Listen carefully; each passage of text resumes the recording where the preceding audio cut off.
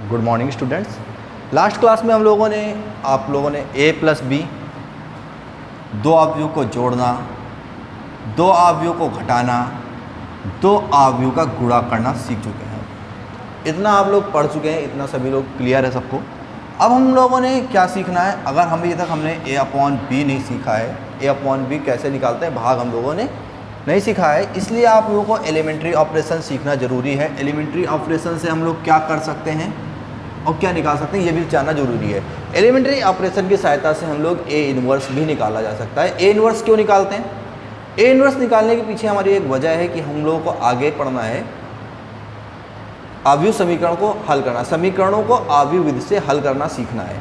तो उसके लिए ए इन्वर्स की बहुत ज़रूरत पड़ेगी। तो यहाँ से हम लोग प्रारंभिक संक्रियाओं द्वारा ए इन्वर्स निकालना सीखेंगे। उसके लिए एलिमेंट्री ऑपरेशन पढ़ना जरूरी है।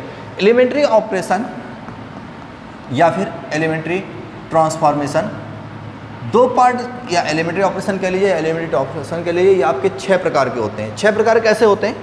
टोटल 6 टाइप्स के होते हैं। 3 होते हैं रो पे ऑपरेशन होते हैं और 3 ऑपरेशन चलते हैं कॉलम पे। 3 ऑपरेशन को रो के पढ़ने होंगे, 3 कॉलम के ही पढ़ने हैं। पहला ऑपरेशन क्या है, पहला रूल क्या है, या तो समझ लेते हैं। ऑपरेशन एज अ रूल्स की तरह है। पहला रूल्स क्या है आपका? रो ऑपरेशन, यानी कि अगर हम R1 को R2 में इंटरचेंज कर दें या RI को RJ में बदल दिया जाए, यानी कि दो पंक्तियों को आपस में क्रम विनिमय कर दिया जाए, रूपांतरित कर दिया, बदल दिया जाता है, तो उसे हम लोग कहते हैं रो ऑपरेशन। अगर हम पंक्तियों को बदलेंगे तो रो ऑपरेशन। अगर हम कॉलम को भी इस तरह बदल देते हैं, C1 को किस में बदल देते हैं? CJ में बदल देते हैं, तो ये आपका कॉलम ऑपरेशन कहलाता है और ये ऑपरेशन कहलाता है रो ऑपरेशन। इसका एग्जांपल समझ लेते हैं। एग्जांपल क्या है आपका स्टूडेंट्स?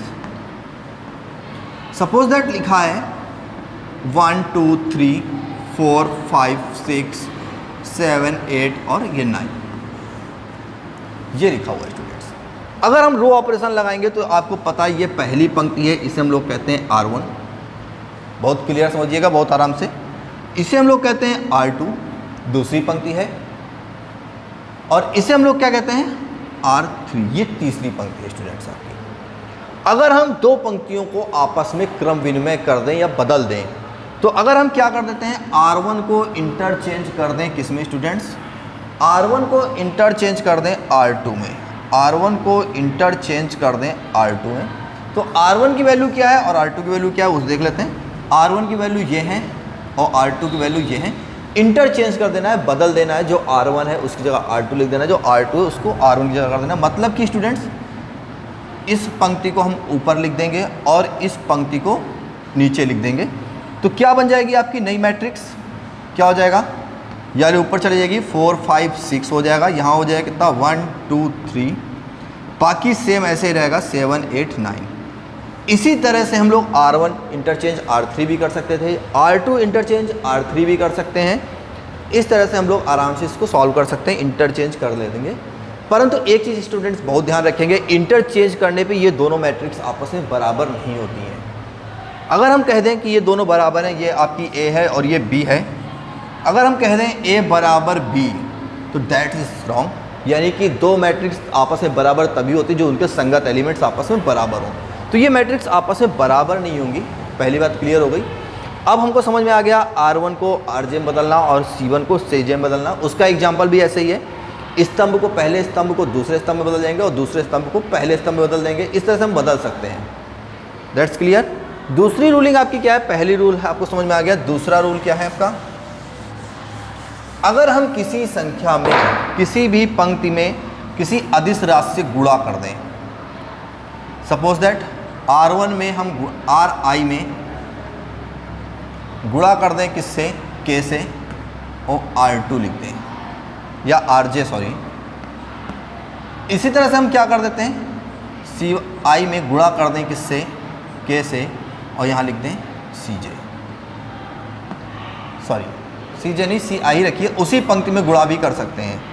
यानी कि R1 में K से हम गुणा कर देते हैं और CI में भी K से गुणा कर सकते हैं, तब भी उसका मान नहीं बदलता है।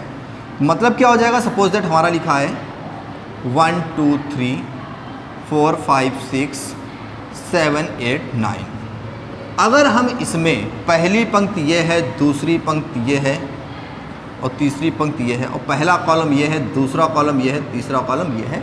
अगर आप कॉलम में देख लें या पंक्ति में देख लेते हैं, अगर हम कॉलम में गुणा कर दें, यहाँ पर अगर हम लिख दें C1 की जगह पर हमें क्या लिखना है, 3C2। क्या लिखना है, C1 की जगह पर लिखना है 3C2, तो मतलब कि 3C1 होगा स्टूडेंट्स। C1 की जगह पर 3C1 मतलब कि C1 वाली लाइन में 3 से मल्टीपल कर देंगे। तो C1 वाली लाइन कौन सी स्टूडेंट्स, C1 की रो आपकी ये है, इसमें हम 3 से मल्टीपल कर देंगे, कितना हो जाएगा आपका मैट्रिक्स जो बन जाएगी, क्या बन जाएगी, न्यू मैट्रिक्स। इसे 3 से मल्टीपल कर देंगे, 3 3 चौक 12 और 3 सत्ते 21।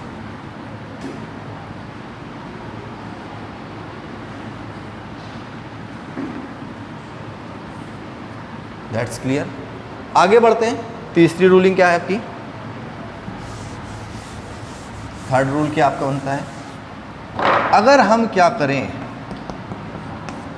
R1 की जगह पर किसी दूसरी पंक्ति में R1 में ही, मतलब कि R1 में ही अगर हम किसी अदिश राशि से गुणा करके R2 को जोड़ देते हैं या RJ को जोड़ देते हैं, तब भी उसका मान वही रहेगा। सपोज दैट इस तरह C1 के लिए बन जाएगा, CI की जगह कितना हो जाएगा आपका, इंटरचेंज हो जाएगा किसमें, C1 प्लस KCJ। इसको भी बहुत क्लियर ढंग से समझ लेते हैं हम लोग। सपोज दैट कोई भी आपकी एक मैट्रिक्स दे रखी होगी स्टूडेंट्स, इसके लिए suppose that C1 equal to कितना दे रखा है आपका, एक मैट्रिक्स है 1 2 3 4 5 6 7 8 9। तो अगर हम क्या लिख दें यहाँ पर, R1 की जगह पर हम क्या कर दें, R1 प्लस अगर हम R2 की जगह कर दें 2R1, ये ऐड कर दें, R2 में हम कितना ऐड कर देंगे, 2R1। तो हम लोग क्या करेंगे, बाकी पंक्तियां आपकी सेम रहेंगी, 1 2 3, केवल किस में परिवर्तन होगा, R2 में। केवल किस में परिवर्तन होगा स्टूडेंट्स, R2 में परिवर्तन होगा, बाकी सब ऐसे ही रहेगा, 1 2 3 7 8 9। अब R2 में क्या आ जाएगा, R2 की जगह लिखना है, R2 में 2R1 जोड़ देना है। तो R1 की वैल्यू कितनी है, 1, तो 1 का ट्वाइस करेंगे, दुगुना करेंगे, तो कितना हो जाएगा स्टूडेंट्स, यानी पहले आपका 4 था इस जगह 2R1 कर देना है, 2 × 1। थोड़ा सा हम क्लियर लिख देते हैं, आपको ज़्यादा समझ में आएगा। थोड़ा बड़ा कर दें इसको, बाकी आपकी ऐसे ही रहेंगी 1 2 3, ये वाली ऐसे रहेगी, नीचे वाली भी ऐसे रहेगी 7 8 9। बस जो दूसरी पंक्ति है उसमें क्या हो जाएगा, जहाँ पर क्या लिखा है, 4 लिखा है, 4 + 2, R1 की वैल्यू कितनी है आपकी, 1। यहाँ कितना लिखा था, 5 लिखा था, प्लस 5 + 2, R1 की वैल्यू कितनी है आपकी, 2, प्लस इसी कितना जाएगा, 6 पहले से लिखा था, कितना हो जाएगा, 2R1 यानी कि 2 × 3 स्टूडेंट्स। कितना हो गया आपका, 1 2 3 7 8 9, ये तो ऐसे ही रहेगा। बीच वाले में कितना हो जाएगा, ये 2 हो गया, 4 2 6, 2 दूनी 4 और ये 5 पहले से था 9 और 3 दूनी 6, 6 पहले से था आपका 12। तो ये आपका स्टूडेंट्स हो गया एलिमेंट्री ऑपरेशंस यानी कि ट्रांसफॉर्मेशन ऑपरेशन। 6 प्रकार के, आपको 6 प्रकार के पढ़ा दिए जा चुके हैं।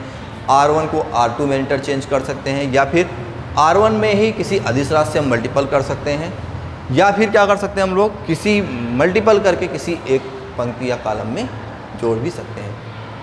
ठीक है, आज की क्लास में बस इतना ही स्टूडेंट्स। इसको हम लोग बहुत अच्छे से समझ लेंगे और कॉन्सेप्ट को नोट कर लेंगे। आज का होमवर्क रहेगा, इस कॉन्सेप्ट को आपको समझना है और इसे डिक्टो नोट कर लेना है समझ में। Thank you for watching this class. Thank you students.